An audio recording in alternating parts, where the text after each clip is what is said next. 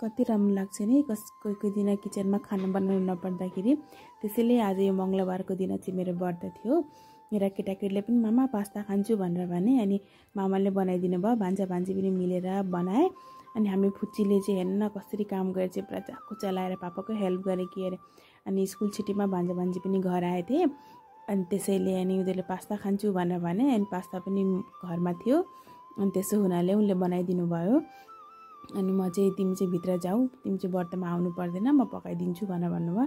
अनि सबैलाई काम लगाउनु भएको छ पुरा, यस्तो गर उस्तो गर भनेर। अनि आफू पनि गर्नुहुँदैछ। अनि हेर्नु न कलर चाहिँ कति राम्रो बनाउनु भएको छ। म भिडियो गर्छु, म केटाकेटीले भन्ने चाहिँ म भिडियो गर्छु, माइजू पछि तपाईँले गर्नु भिडियो बनाउनु भनेर उनीहरूले भिडियो गरेर चाहिँ कसरी गरेर चाहिँ के गरेर चाहिँ होइन। मैले काटी बहुत टाइम लाग्यो मलाई भिडियो बनाउन पनि। अनि कस्तो राम्रो लागेको छ कलर चाहिँ। मामाले राम्रो बनाउनु भयो, टेस्टी बनाउनु भयो भन्दै पुरा इन्जोय गरेर चाहिँ उनीहरूले। हेर्न पनि राम्रो लागेको छ।